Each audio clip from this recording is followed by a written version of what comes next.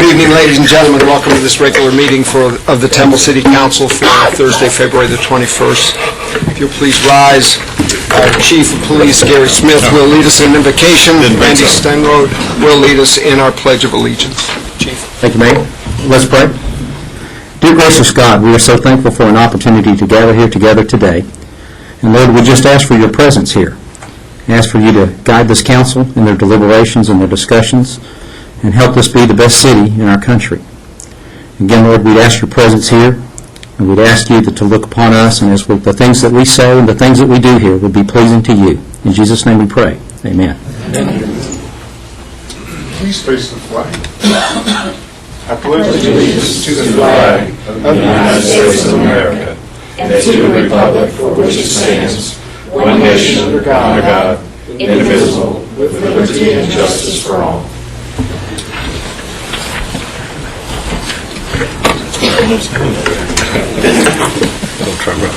Again, welcome everyone. Thank you for taking the time to be here this evening.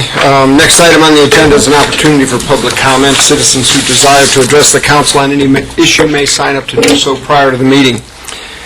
Please limit your comments to 3 minutes, and no discussion or final action will be taken by the council on these items. And then we have Mr. Adam Sorholtz sign up to speak.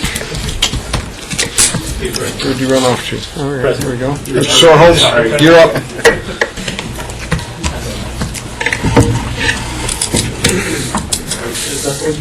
Okay.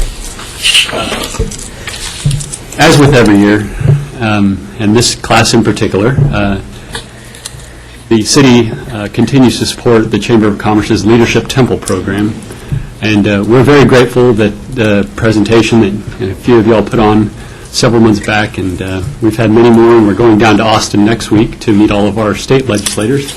And we just wanted to say thanks once again, and that we'll be approaching you after the meeting to get our attendance slips signed. So we congratulate. But again, on behalf of the class, we have Ty Murphy and Jennifer Bodrak here, and I'm Adam Sorholtz, and we just wanted to say thanks again. Appreciate it.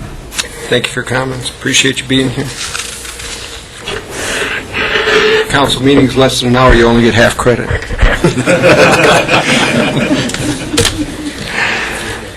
That wasn't a comment or anything. I can't do that. Next item on the agenda is a report, and we'll receive a report at this time from the police department as required by the racial profiling statute contained in the Texas Code on Criminal Procedure. Chief Smith. Thank you, Mayor, Council. Again, the information that we'll be presenting to you this evening is required under the Texas Code of Criminal Procedure, and the law, in fact, is called the Racial Profiling Act. And the information is coming from calendar year 2012. A few definitions, if you will, on what we're going to talk about. First of all, we're not just talking about traffic violation stops, we're talking about all motor vehicle stops. So that's any time a police officer from the City of Temple stops a vehicle for any violation of the law. So we could be talking about traffic violations. We could also be talking about robberies and things like that that are reported to police. We must also track those stops by the races identified in state statute. Additionally, we'll talk about the searches that are conducted during stops that meet those definitions, and again, those are when citations are issued or arrests are made. We must report to you when the officer knew the race of the driver before the stop was made, and we're required to report not only to you, but to the Texas Commission on Law Enforcement Officer Standards and Education. It's a state agency that the legislature requires us to report this information to as well. And again, there are sanctions for failure to make these reports, and those sanctions are on me, and they would be a $1,000 fine and the loss of my peace officer license. So it's important that we get this done. So. In 2012, the police department conducted 24,248 traffic stops, issued 14,014 citations on those stops. Of the individuals stopped, we track whether you live in Temple or not, and 55% were people that don't live in the City of Temple. The department made 4,993 arrests, and 25% of those, or 1,249, were the result of vehicle stops. Some quick descriptions of what you're looking at here. The chart that you see in the left-hand column in the red, those are the races as they are mentioned in statute. So this is not the language of the police department. It's not my language. It's not the language of the City of Temple necessarily. It is the language that is in the statutes itself. The next column are the number of citations, the raw number of citations issued to individuals meeting those racial groups. The next column is the percentage of the citations as a whole issued to each of those groups. Then the Temple Census in the following column, and then the final column on the right is a comparison of the percentage of citations issued to each group compared to the census of 2010. And so just very quickly, if we look at that right-hand column, what it describes to you is that for individuals of Hispanic descent, they were issued citations at 4.6% below the representation of the population. The Caucasians were issued citations at 5.5% above their representation. Persons of African descent were issued citations at 0.3% above their representation in the population. Persons of Asian descent at 0.5% below their representation. Native Americans at 0.6% below. And then persons of Middle Eastern descent, they all issued 20 citations. There is no census data that defines the numbers of people in that category. In fact, for us, it's a little difficult to define exactly what that means on a global sense. So we just represent that to you that they received 0.1% of overall citations. This graphic is to indicate to you it's 13 years of data. We've been issuing this report since 2002. The vertical bars are the percentages of citations issued to the three largest population groups. And the horizontal lines are the lines that represent the percentage of population, typically in the U.S. Census, but sometimes we have used Texas State Demographer data as well. And so you can see through the years, although the percentages do change and fluctuate somewhat, if you look at it from a statistical point of view, you would see that those numbers are really pretty stable through the years as we've conducted these reports. Next area we'll talk about are motor vehicle stops that led to arrests, and about 5% of all our traffic stops led to some type of arrest. Persons of Hispanic descent were 25.7% of the total. Caucasians 40.8%. Persons of African descent were 33.5%. And 0.1% were persons of Asian descent. And next we'll talk about when officers knew the race of an individual prior to making the decision to stop. In situations where only a citation was involved, officers reported knowing 2.1% of the time they knew the race of an individual prior to making the decision to make a stop. When arrest situations developed, officers reported knowing that 21.9% of the time. And again, we're talking situations there where frequently officers are dispatched to situations, so they've been given more information, they've been given descriptions, etc. And in situations where there was a citation and arrest, 15.2%. So overall, 3.7% of the time, officers reported knowing the race of an individual prior to making the decision to stop. Again, in an urban environment, that number seems pretty reasonable to me. In the next category, we'll talk about searches conducted during stops. In situations where citation only was involved, there were 73 searches of those individuals. 66 of those consented to the search, or 90% consented to the search at the time. In situations where arrests were involved, there were 362 of those situations. 189 people consented, or about 52% in those situations. And then finally, a pretty small number, really, 33 situations where arrest and citations were in play. 6 individuals involved, all 6 consented to the search at the time. And then beginning to wrap up, what we need to do to maintain our compliance with the law on racial profiling in Texas is first we must maintain a written policy that defines what racial profiling is and prohibits its use by our officers. That we have a process where the public can make complaints on police officers, and that we educate the public on how to use that system to make complaints. That we would take corrective action if any officer engages in bias to make law enforcement decisions. And that we present a report to you as well as a report to the Texas Commission on Law Enforcement Officer Standards and Education. And lastly, that we use audio and video recorders in vehicles that are primarily used to make traffic stops or vehicle stops, and that we conduct reviews of those recordings from time to time. And so to summarize for you, I would tell you that the police department operates in a manner that's fair and consistent with the diversity within our population, and that there is no evidence of racial profiling that's used by officers to make enforcement decisions. With that, I'd be happy to answer any questions. Okay. Thank you, Chief. Council questions or comments for the Chief? Thank you for this report. Thank you for the professionalism that your department displays, and this is just one small bit of information that provides evidence of the professionalism of your force in the way that they respond and act, and showing no bias in the way we police. Thank you, Chief. Next item on the agenda is our consent agenda. It's item 4, and it is 4A through K tonight. So, council, any items that you wish to be removed? First of all items listed under this section, consent, are considered to be routine by the city council and may be enacted by one motion. If discussion is desired by the council, any item may be removed from the consent agenda at the request of any council member, and it will be considered separately. Any items to be removed from the consent agenda this evening? Are you going to do Jay?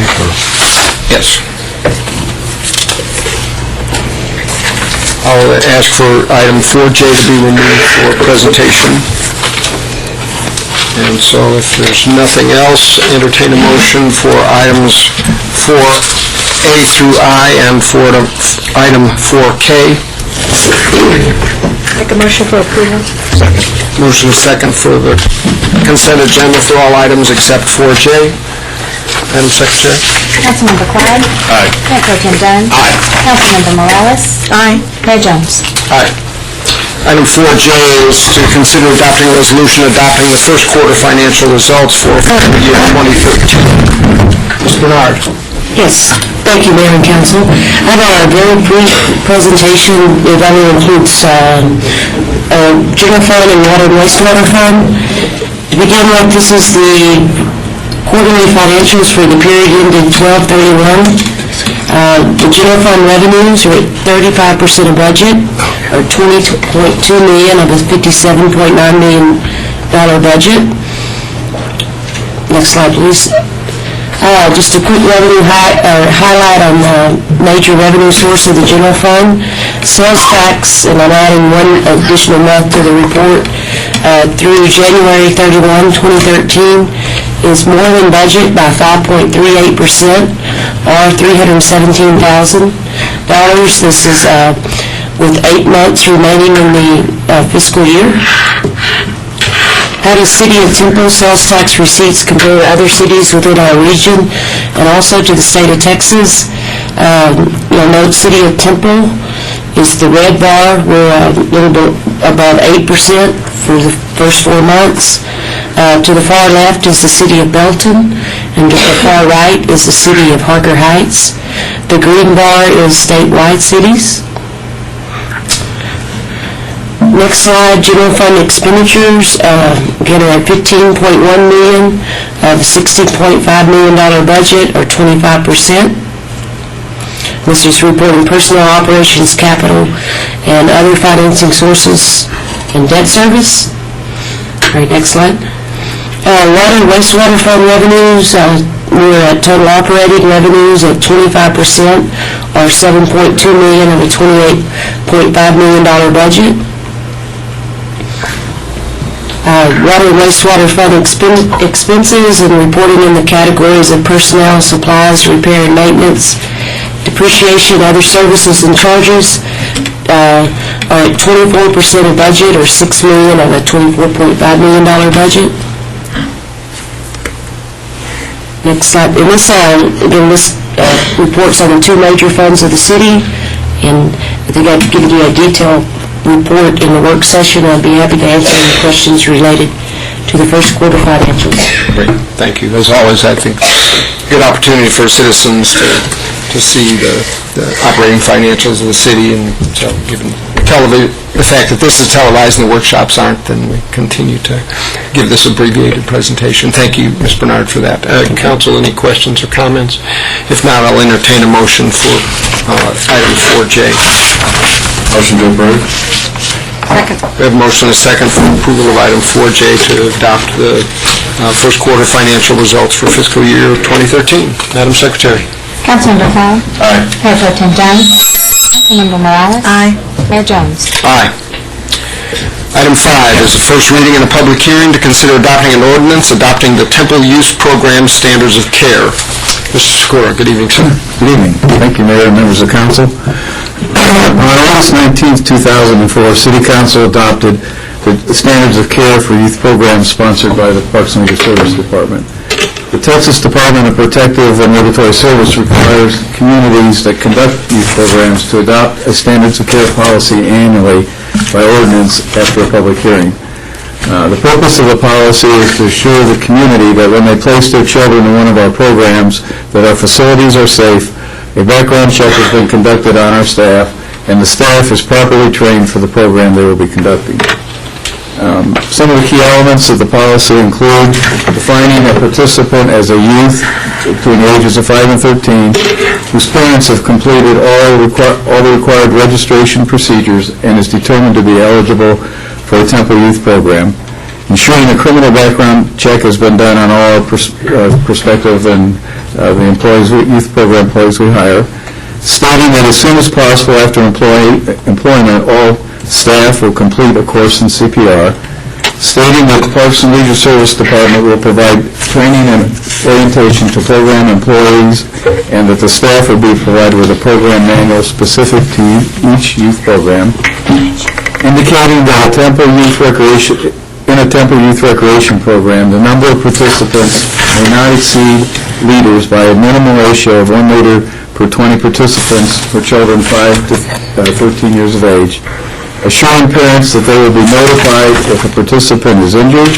participant has a sign or symptom requiring exclusion from the site, i.e. a communicable disease, fever, illness, if there is an outbreak of any communicable disease that is reportable to the State Department of Health, and confirming that all program sites will have an annual fire inspection by the City Fire Marshal prior to September 1st of each year. In the 2012 Child Care Standards Annual Report, in 2012, the after-school programs were provided at 4 TISD sites, 3 BISD, and St. Mary's School. Average attendance at our after-school programs was 283 in 2011 and 297 in 2012. The summer camp daily attendance was for 2012 was 401. In 2011, it was 527. Parents who are in need of financial support are provided the opportunity to apply for assistance based upon guidelines that were adopted by the Parks and Leisure Service Advisory Board. 61 participants received aid in the form of reduced fees. At after-school programs, children are provided with a quality recreation program that includes arts and crafts, athletics, and tutoring. The children are also provided a healthy snack. The after-school programs are staffed with part-time employees but supervised by a full-time program coordinator and a recreation specialist. The summer camps were staffed with part-time recreation leaders and a full-time recreation staff person. The summer camp schedule was 7 a.m. to 6 p.m. Monday through Friday. The children participate in a variety of activities, including arts and crafts, athletics, swimming, field trips, hiking, disc golf, archery, outdoor adventure programs, etc. All training and inspection requirements were met in 2012. We are not recommending any changes to the current and the proposed Temple Youth Program Standards of Care, and we are requesting that you conduct a public hearing on the ordinance and approve it on first reading. Any questions? Thank you, Mr. Sikora. Questions? Ken, do you know why the participation in the summer program was down this year versus last? Yes, we had funding from a grant program at TISD the previous year, and that funding ran out, and they couldn't sponsor kids enough. Okay, all right, great, thank you. Any other comments or questions from council? If not, this item requires a public hearing. I'll declare the public hearing open at this time. Anyone wishing to speak before the council, please come forward and state your name and address for the record prior to making your comments. Seeing no one wishing to speak, I'll declare the public hearing closed. Council, your pleasure on the adoption of the ordinance for the first reading. Motion to approve. Second. Motion and a second. Further discussion? There being none, Madam Secretary. Councilmember Cloud? Aye. Mayor Pro Tem Glenn? Aye. Councilmember Morales? Aye. Mayor Jones? Aye. Next item is first reading and a public hearing. Consider adopting an ordinance reestablishing a curfew for minors. Chief Smith. Thank you, Mayor, Council. Again, the item before you today is to discuss the city's Curfew Ordinance. The current Curfew Ordinance will expire March the 18th without your action. Under the law, a curfew ordinance must be reviewed by council every 3 years, and your options are to continue it as is, to make changes to it if you desire, or to rescind the ordinance. Currently, the ordinance covers time periods on a Sunday through Thursday basis from 11 p.m. to 6 a.m. the following day, and on legally Saturday and Sunday mornings from 12:01 a.m. To 6 a.m. Those are Friday and Saturday nights to most folks. The ordinance covers individuals that are under the age of 17, also parents or guardians that knowingly permit their minor children to violate the curfew, and also business operators that knowingly allow minors to remain on premises during curfew hours. There are a number of defenses to arrest and prosecution, and I'll just cover some of these here. But of course, if the minor is accompanied by parent or guardian, if they're on errands that are directed by parents or guardians, if they're traveling and just going through the city, also if they're employed and they're going to or from or during their time of employment, they're covered under the defenses. If there's an emergency situation, if they're on their own property or the property of a neighbor, if they're engaged in a school, religious, or civic activity, if they're in a supervised recreational program sponsored by the City of Temple or some similar entity, and of course if they're exercising their constitutional right to speech. What a curfew provides to our community, first and foremost, and probably overall, is crime prevention. The curfew empowers police officers to engage minors before greater violations might occur, so in essence preventing the minor from committing greater violations of the law or from committing things that harm other people. It also allows officers to remove minors from situations that are harmful and prevents them from becoming victims of crime. Some just general statistics overall in the last 3 years. In 2010, there were a total of 111 curfew violations cited by officers. Again, the majority will always be the juvenile involved in the situation.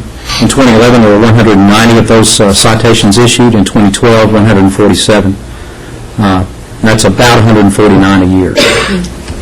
Just a few maps, 2010, just to show you, it's a little bit hard to see, but all those different dots, what I'm trying to represent to you is curfew violations are cited throughout the city, north to south and east to west.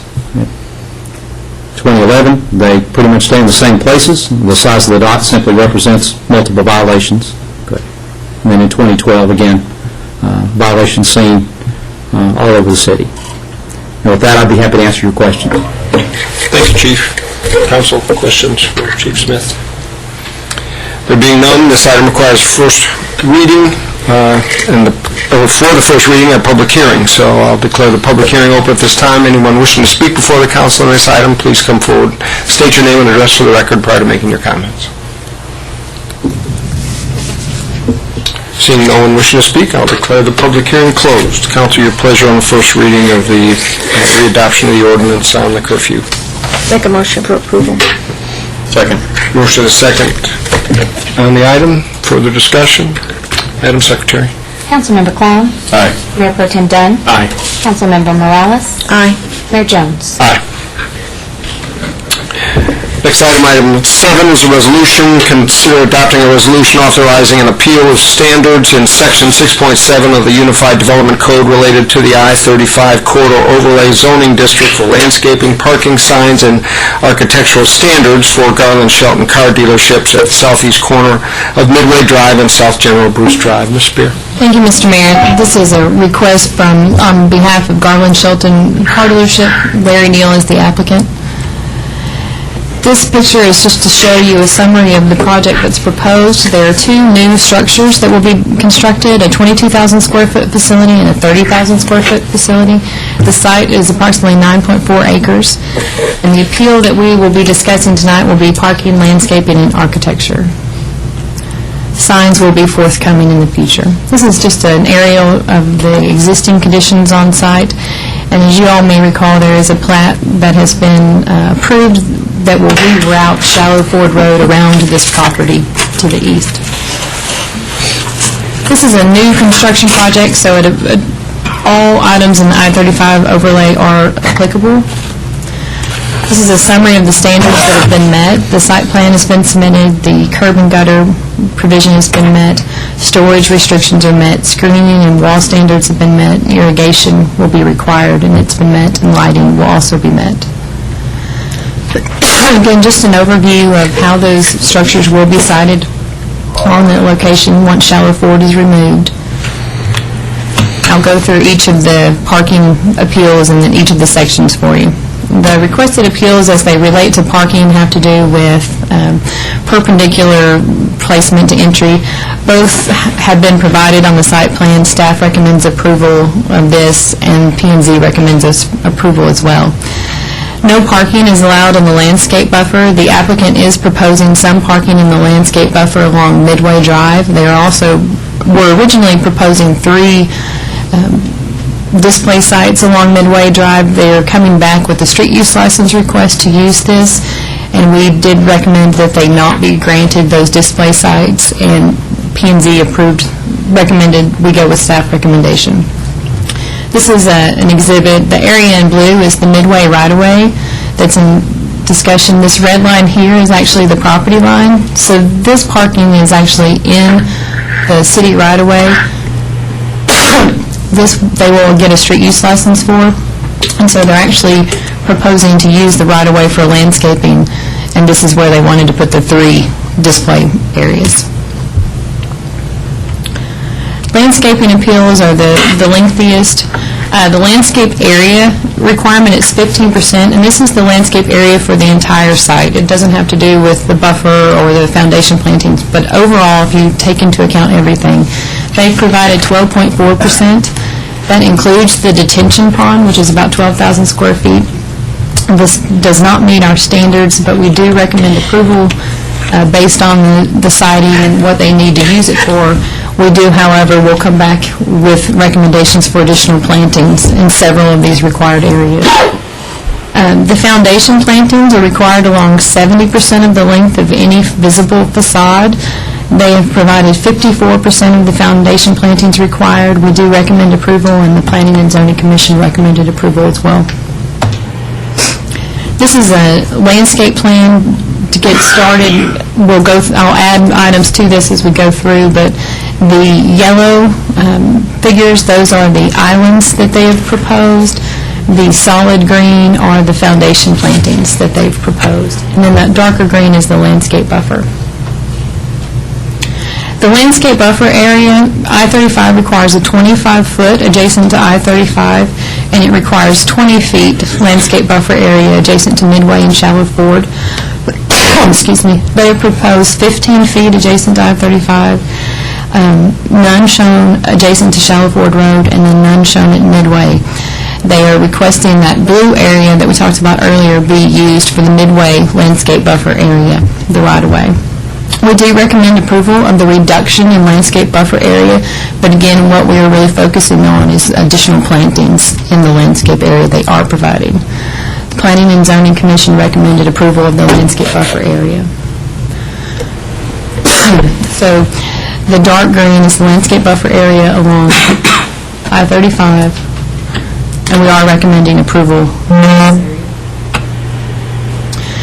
In the landscape buffer area that's provided, we have canopy tree requirements. They're required to plant 64 canopy trees in these areas. They have provided 23 canopy trees. Staff recommended an additional 6 canopy trees be planted and 10 ornamental trees along the Shallow Ford Road in the detention area. Planning and Zoning Commission recommended 2 additional trees in I-35 and then 10 ornamental trees. This exhibit seeks to help show you where the different trees are. The darker green circles are the canopy trees that the applicant has provided. And so they're primarily on city right-of-way and then on the south end of the property. This 180 feet is from here to here, and from here to here, and from here to here. These darker red circles, these are ornamental trees, so they're Yopon hollies or crepe myrtles or redbuds. So they've proposed 26 of those and 23 canopy. What staff has asked for is an additional 6 canopy trees across the front. and 10 ornamental trees in the detention pond. So this still would be very short of what they're required to do across the front, but these are great distances that they do not have any planting shown in currently. 180 feet would require 6 canopy trees per our I-35 ordinance. So this one area requires 6 additional trees, and we're requesting that they provide 2. To continue with landscaping, a 20% requirement that the landscape buffer must have native grass beds or wildflowers. We recommended they meet this for the grass beds. Planning and Zoning Commission recommended this as well. Parking screen of hedgerow is required 2.5 to 4 feet high. We did recommend that they provide this if they are not going to be providing any additional trees. They do have some berms that are provided, and in a minimum, they could provide shrubbery in those berm areas, which would provide some additional screening. The Planning and Zoning Commission approved it as submitted. The parking islands are required at a rate of 1 per every 10 spaces, so 62 would be required. 15 have been proposed. We do recommend approval of this, understanding the nature of the use and the parking spaces that are precious to them. The Planning and Zoning recommended approval as submitted. So again, this shows the trees, the orange areas. This is the berm that they have been provided. So our recommendation is that they do not provide any additional trees. They could at least provide some plantings, some shrubs in this area. Shrubs are actually required to go across the entire length of the landscape buffer. For the islands, 15 islands are provided with shrubs. We had made another recommendation that they add canopy trees to these 6 islands along the front of I-35 and 2 ornamental trees and each of the others if the landscape buffer is not more heavily planted. The median islands, none are proposed. We recommended approval of that. And then 60% of the required trees must be evergreen. They were very close with 50%. We recommended approval of that. Planning and Zoning Commission did as well. So this would be our recommendation to add those 6 canopy trees in those islands. We originally had 2 per the front, but we've reduced that to 1, understanding that space. So this is just a secondary option. If they don't add the additional trees to the front of the landscape buffer, they could add trees in this location. And then you could add ornamental trees to the rest of the parking islands.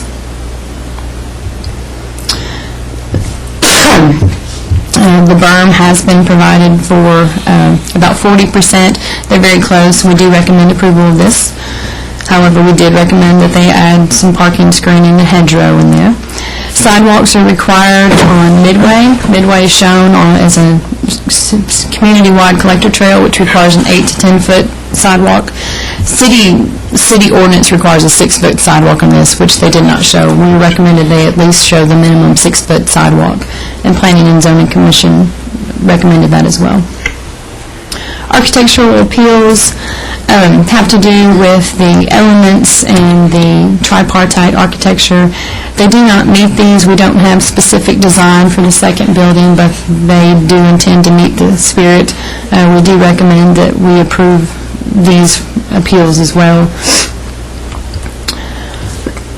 They do have a greater than 200-foot facade length with one material. We're recommending the approval of this facade. They have less than the required amount of windows. We're recommending approval of this. We understand the nature of this business, and the building types are very different than a typical retail or restaurant storefront. Color of structures must be earth tone. Some of the colors are a little, while not very bright, they're more metallic than earth tone, and we recommend approval of that. And no more than 3 materials. They do have a 4th material. We see no issue with that. So we're recommending approval for their architectural appeals. And Planning and Zoning Commission recommended approval of all of those as well. These are some images of what they'll be providing for the primary building. Mixture of stucco, aluminum, and glass, architectural stone panels. The signs, as I mentioned before, the Planning and Zoning Commission requested that signs come back at another date, so signs were included in your packet for reference, but will not be discussed this evening. Staff made recommendations that additional display not be permitted in the proposed Midway right-of-way area, The applicants were in agreement with this. We recommended an additional planting of 6 canopy trees in I-35, or 10 ornamental trees along Shallow Ford Road. 20% of the landscape buffer areas must have native grass beds. The applicant was okay with this one. Provide parking screen via hedgerow 2.5 to 4 feet for all parking areas. Originally 2, but now 1 canopy tree be provided in each of the 6 islands along I-35 and 2 ornamental trees in each of the others, and then 6-foot wide sidewalk constructed along Midway Drive. And the applicant was okay with this standard, and the I-35 sign requirements will come back. We also want this to be the final appeal for this site as it relates to this overall project.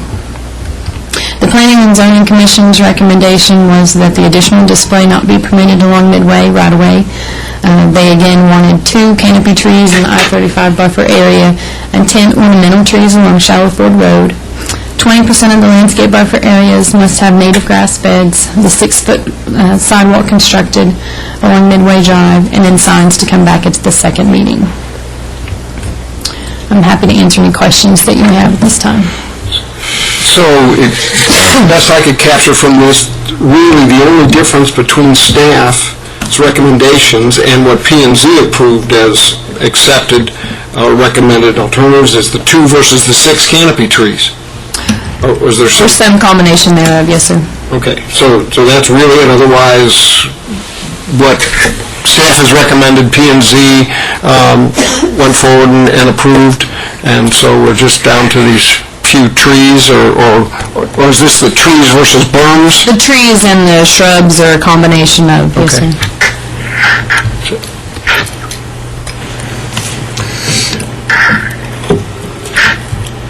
So after all this, that seems like a pretty slight difference between what the applicant sounds like they're willing to accept versus what we're asking them to do.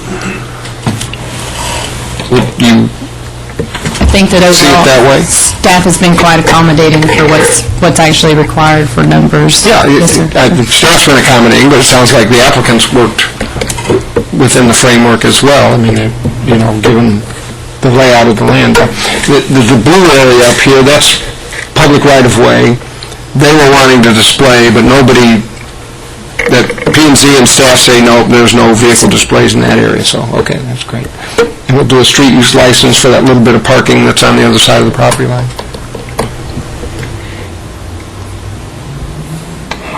Council, any other questions? I've never felt that trees and cars necessarily work well together with that. And car dealership, and if you're having to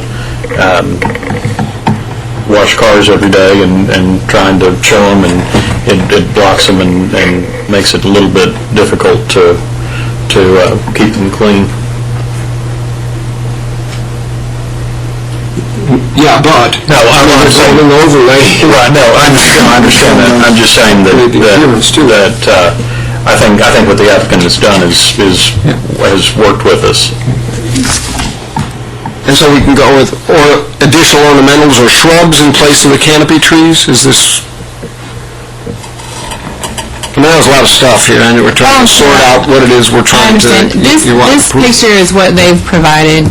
So for 760 feet, you have 8 ornamental trees, and 1 up at Midway. Tell me what an ornamental tree is. Is that the crepe myrtle, It's a red crepe buds? myrtle Okay, or a wax myrtle. and the or canopy different trees one. are... A red oak, a live oak, any sort of significant tree, cedar elm.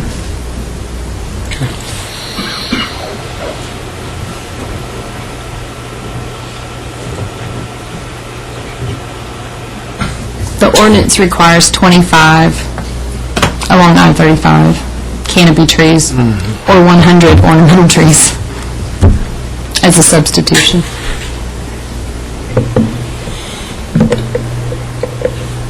And we haven't required that of the other 2 car dealerships along I-35. No, sir.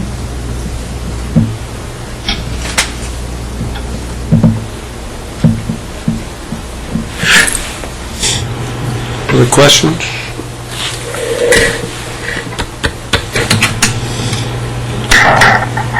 Now, how tall would these ornamental trees grow? I mean, would they be that? 12 to 15 feet tall, depending on how you prune them.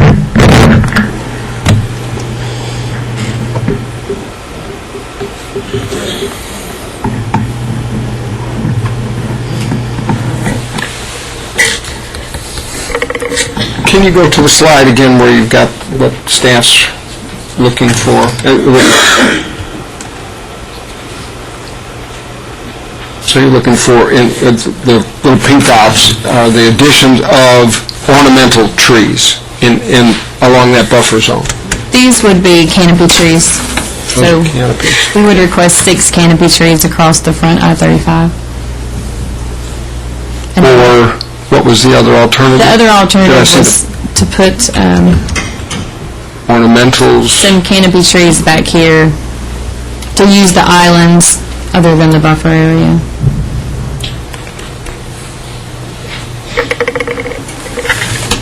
Because canopies are going to be 30, 40-foot tall trees ultimately. Yes, sir.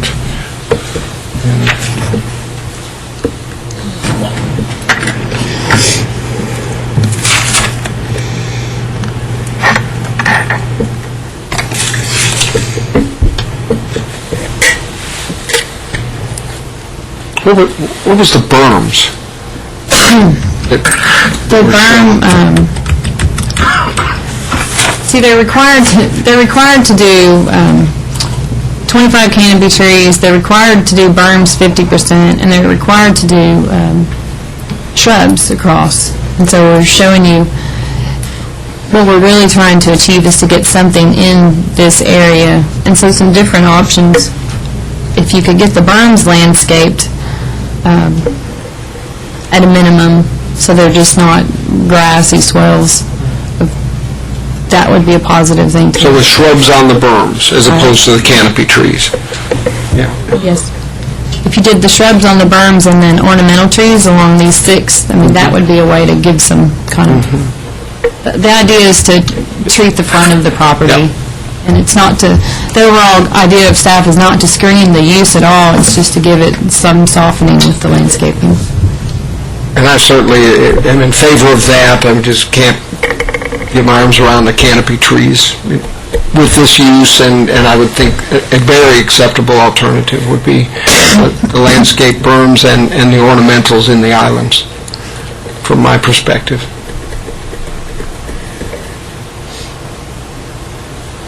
So, Council, as we discussed in workshop, Mr. Cloud will abstain on this item, and so with 3 council members, if we think this is an issue, I would certainly recommend that we table this until we get a full motion to vote, knowing Mr. Cloud will abstain, Councilmember Cloud. So unless the 2 of you can make and second the motion, Ms. Morales and Mayor Pro Tem. I understand what we're trying to do with the overlay, and I understand what the staff is saying. In this particular use, what concerns me is that this is a high visibility area. They obviously are going here for high visibility. If I would be afraid that both trees and berms would block what they are trying to sell from the people that are driving by the interstate and the access road. And so I don't know, I love landscaping as much as anybody, but it just concerns me that we're in a situation where we are hurting those that are trying to invest in a very visible area that is, I would say, a blighted area on I-35. Is I-35 slightly elevated above this at that stage? It seems to me it is, as I think of the many times I've gotten off that exit. The I-35 is frontage roads at grade there. Yes. So. And so define a berm, how high is a berm? I believe that theirs are shown are a foot and a half tall. All right, so they're not even bumper height, No, sir. and plus then shrubs, which would then, be on top of that.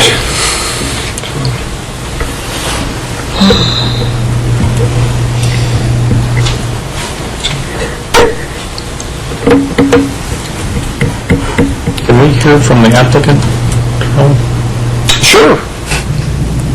Mr. Neal, you want to speak on behalf of the applicant? Yes, I do. All right, great, please. Thank you. Sure. My name is Larry Moore, 4720 Ascot Parkway, Temple. I'm the architect for the job. We have Lloyd Thomas, who's dealing with the land, and we have Justin Fuller, who's a civil engineer. Ed Warner was to be here, but he got caught in College Station and wasn't able to get here. Actually, the same thing happened at the planning commission.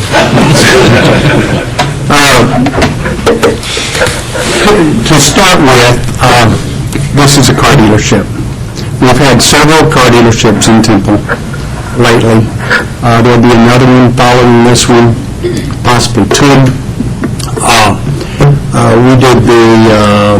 We did Mac Hike here several months ago and went through this process. Basically, what we want to do here is what we show. We do not want to put, we want to put berms, we'll put berms, but we want grass. We don't want to put plants on them. We don't want to put a screen in front of vehicles. Much like Mr. Dunn said, this is a car dealership. The product is, we're showing the product out there. We don't want to put any trees, ornamental, or any kind of trees in those islands. My problem really with these car dealerships have been the owners of the dealerships don't want to put any trees in there. They don't want to put any trees. They want, I think if we could all be like Johnson Brothers did, we would be very happy. But no, we haven't done that. We've come back and tried to meet the intent of the ordinance based on what the project is. If this was a Denny's or a restaurant or something like that, we could make a nursery out of it. One of my car dealers said, when I showed him the initial plan, he said, "I'm not building a nursery. I'm building a car dealership, trying to sell cars." And I could understand where he was coming from. We have, in many cases, gone over what they would like to do. We do, the city staff has been great in working with us on this. We know they have an ordinance that they have to uphold. I feel like that this ordinance perhaps should be looked at and identified as particular types of businesses that certain things, we need to look at them differently. In our case, first of all, the car dealers don't want to have birds in the trees over their cars, and that's what's going to ultimately happen. We agreed with the planning commission. They agreed that we would not have to put the screen along the interstate, and we agreed with them that we would put 2 additional canopy trees along the Interstate 35. We would put 10 additional ornamental trees around the detention pond, which is at the lower left, at the back, at that corner where Shallow Ford turns to go back to Midway, and that we would do the 6-foot sidewalk across Midway. We are going to take out that row of parking that extends over the, what I call the no man's land, the blue area. We're going to take out that parking, so we will not be extending over into that area at the, on the way that we're planning right now. But right now, we feel like that we have gone beyond in putting trees along Interstate 35 that actually screen our buildings, and eventually will really screen our buildings, which is the major signage for any car dealership. Is the whether it's the Cadillac sign or the GMC or the Buick GMC sign that's actually on the building. They basically, after several years, would be almost worthless signs with the kind of trees, canopy, if we had canopy trees all along the interstate. So, I love trees, and I want to get as many, I want it to be as beautiful as we can make it. I want to have the owner be willing to maintain what we put out there and to keep it in good shape and trim and make it a beautiful project. I just feel that we are excessive in our requirements here in Temple with this ordinance on particularly car dealerships. And I really think you ought to approve this the way we submitted it, with the addition of 2 trees at the front entrance, 2 canopy trees, with no trees in the islands, with no screening, and with 2 additional ornamental trees in the detention area. I feel like if that's what we provide, 5 years from now, this will be a beautiful project. 10 years from now, it'll be overgrown like the beautiful McLean building we have out there that you can see. So, do you have any questions? I'd rather it go on. I'd rather it move forward rather than be tabled, but I understand the situation. Yeah, we just have to be unanimous on the 3 of us that vote.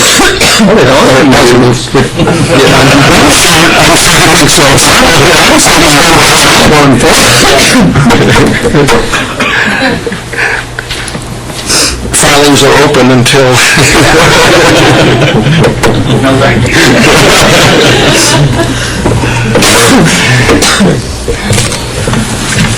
Council, your pleasure. Or further discussion?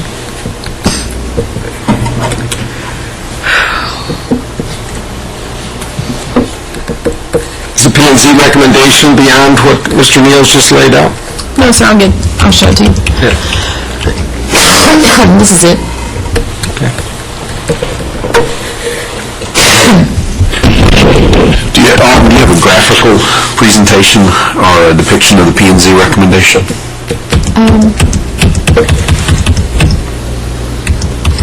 It's this plus,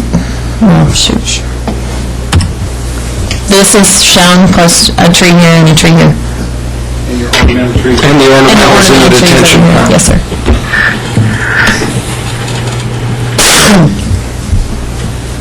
Well, we do have the berms. Grassy berms. Grass. Yeah.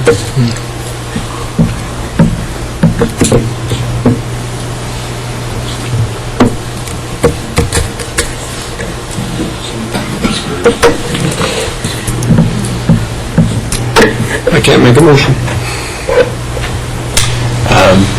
I would move that we would accept that we approve this based on the planning and zoning recommendation. Okay, we have a motion. Is there a second? Second. We have a motion and a second to approve the request as recommended by planning and zoning. Is there further discussion? There being none, Madam Secretary. Councilmember Cloud? Abstain. Mayor Pro Tem Dunn? Aye. Councilmember Morales? Aye. Mayor Jones? Aye. Next item on the agenda, thank you, Mr. Neal, for the explanation. I appreciate all of you being here. Next item on the agenda is board appointments. Consider adopting a resolution appointing the following city boards. We've got a couple of appointments for the Reinvestment Zone, Temple Public Safety Advisory Board, and Animal Services Advisory Board. A is a Reinvestment Zone number 1 Board of Directors, 1 member to fill an unexpired term as the Temple College representative through September 1st of 2013, and that individual would be replacing Judge Jack Jones, who has left the College Board, and thus they've switched, and they are recommending Bob Browder, who is now a member of the Temple College Board of Trustees, to fill that position. He, as you well know, is currently the chair of the reinvestment zone and already on the zone, so he would be switching from the at-large position to Temple College representative position. Item B is the reinvestment zone number 1 Board of Directors, to fill that at-large position being vacated by Mr. Browder's move, and that term expires September 1st of this year, 2012. At this time, the Temple Public Safety Advisory Board, we have 3 members to fill unexpired terms. We have no one to recommend at this time. No one who's expressed an interest that you would recommend. And then item D is Animal Services Advisory Board, a member to fill an unexpired term through September 1st of 2015. And we have one individual for that position. That would be Nancy Etzel, has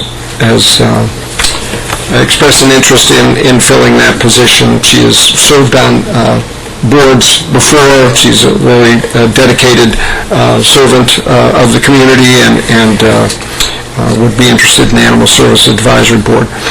So the one position we have open at this point is the Reinvestment Zone Board of Directors, and is there a recommendation from council for that one at-large position for the unexpired term through September 1st of 2012? Mayor, I would like to recommend Randy Harrell. Okay. So we have Bob Browder for the Temple College position, Randy Harrell, if there's no other recommendations, for the Reinvestment Zone Board of Directors at-large position, no recommendations for the Temple Public Safety Advisory Board, and Nancy Etzel for the Animal Services Advisory Board. Council, we can take those all together if it's your desire, or separately. All together. Okay.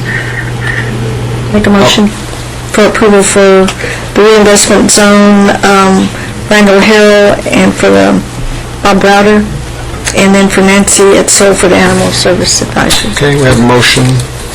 Mayor. Any second? May I also, there's a typo on item B, and that should be through 2013, not 2012.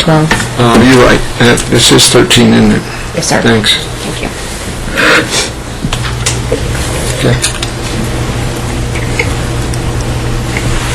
So the at-large recommendation will be through September 1st of 2013.